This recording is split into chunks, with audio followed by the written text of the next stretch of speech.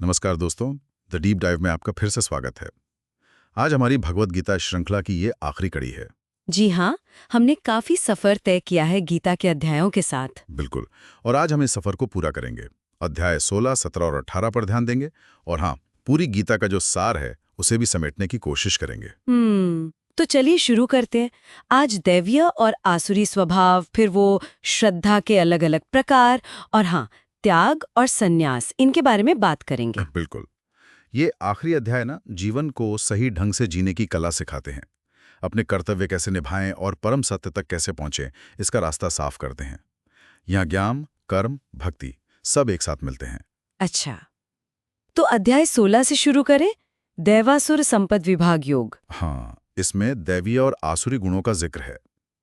ये क्या है मतलब? सिर्फ अच्छे बुरे गुण? नहीं, ये उससे कहीं ज्यादा गहरे हैं। हम्म। गीता बताती है कि दैवीय गुण जैसे निडरता, मन की सफाई, सच बोलना, अहिंसा, ये सब हमें ऊपर उठाते हैं, मोक्ष की तरफ ले जाते हैं। अच्छा। और दूसरी तरफ है आसुरी गुण, जैसे घमंड, गुस्सा, अज्ञान, ये हमें बांधते हैं, नीचे गिराते हैं।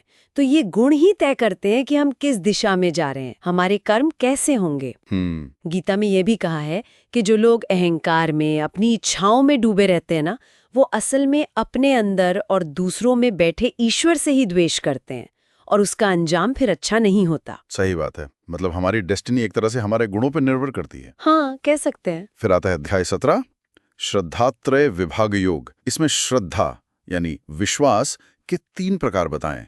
सात्विक, राजसिक, तामसिक।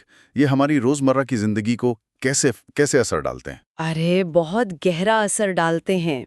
जैसी हमारी श्रद्धा होती है ना, वैसा ही हमारा पूरा जीवन बन जाता है। हमारा खाना पीना, हमारे काम करने का तरीका, हमारा तप, हमारा दान, सब कुछ गीता ऐसे आईने की तरह साफ दिखाती है। अच्छा, जैसे खाने में कैसे फर्क दिखता है? देखिए, सात्विक खाना वो है जो आयु, बुद्धि, बल बढ़ाए, मतलब ताजा, पौष्टिक, मन को शांति देने वाला। ठीक है। राजिक खाना होता है बहुत ज्यादा कड़वा, खट्टा, नमकीन, तीखा, जो दुख, चिंता, रोग पैदा करे। और तामसिक, वो तो मतलब बासी, जूठा, अपवित्र, दुर्गंध वाला, जो आलस और अज्ञान बढ़ाए। बाप रे।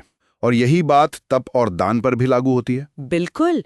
बिना फल के इच्छा के, पूरी श्रद्धा से, कर्तव्य समझकर जो तप किया जाए वो सात्विक। मान सम्मान पाने के लिए या दिखावे के लिए जो करें वो राजसिक। और तामसिक? और दूसरों को दुख देने के लिए या बिना सोचे समझे जिद में जो तप किया जाए वो तामसिक। दान में भी यही है, सही समय, सही जगह, सही पात्र को बिना किसी उम्मीद के देना सात्विक। हाँ। बदले में कुछ पाने की उम्मीद से या तकलीफ के साथ देना राजिक। और गलत जगह, गलत समय पर बिना आदर के या तिरस्कार से देना वो तामसिक दान है। ये तो सच में हमें अपने अंदर झांकने पर मजबूर करता है। हाँ बिल्कुल, ये सेल्फ चेक का एक जरिया है। चलिए अब आखिरी अध्याय पर आते हैं, अध्याय 18, मोक्ष संन्यास योग। ये सबसे बड़ा अध्याय भी है। इसमें संन्यास और त्याग की बात है। क्या ये एक ही चीज है या अलग अलग? ये बहुत ही जरूरी सवाल है। अर्जुन ने भी यही पूछा था, तो भगवान कृष्ण इसे बहुत अच्छे से साफ करते हैं। देखिए, संन्यास का मतलब कुछ लोग समझते हैं कि सारे काम ही छोड़ दो। हाँ, अक्सर यही समझा जाता है। पर त्याग का असली मतलब है कर्म करते रहो, लेकिन उनके फल की इच्छा या जो अटैचमेंट है उसे छोड़ दो। कर्म नहीं छोड़ना है, कर्म के फल से मोह छोड़ना है। अच्छा। बल्कि यज्ञ, दान, तप जैसे जो जरूरी कर्म है उन्हें तो कर्तव्य समझकर करना ही चाहिए, बस आसक्ति और फल की इच्छा के बिना। यही है सात्विक त्याग। और एक और बहुत महत्वपूर्ण बात यहाँ है, अपना स्वधर्म यानी जो आपका स्वाभाविक कर्म है उसे छोड़ना नहीं चाहिए, भले ही उसमें कुछ कमी दिखे। क्यों? ऐसा क्यों? क्योंकि गीता कहती है जैसे आग धुएं से ढकी रहती है, वैसे ही हर कर्म में कोई ना कोई दोष तो होता ही है, तो अपना सहज कर्म करते रहना ही बेहतर है। ये बात तो सोचने वाली है। अच्छा, इसी अध्याय में कर्ता यानी काम करने वाले के भी 3 प्रकार बताए हैं क्या, गुणों के आधार पर? हाँ, बिल्कुल।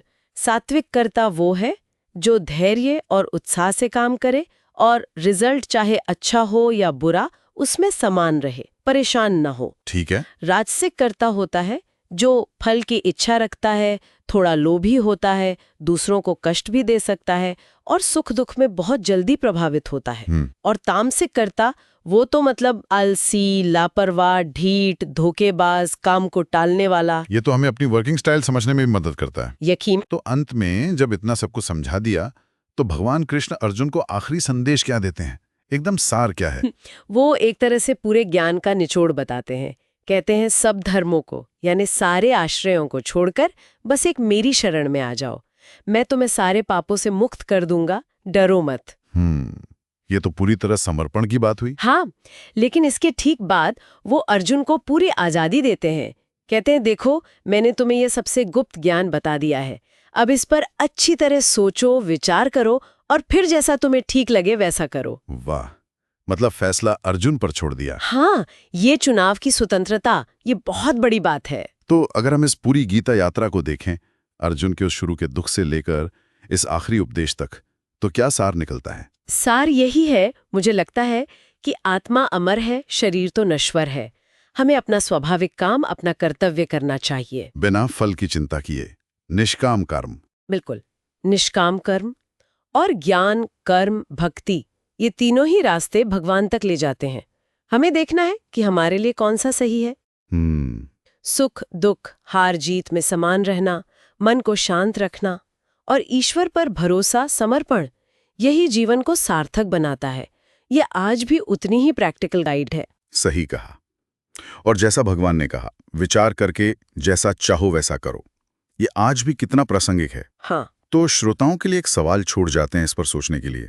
आज की इस भागदौड़ भरी जटिल दुनिया में हम अपना असली स्वधर्म, अपना स्वाभाविक कर्तव्य कैसे पहचानें, और उससे भी बड़ी बात, उसे बिना किसी अटैचमेंट के, बिना फल की चिंता के निभाएं कैसे?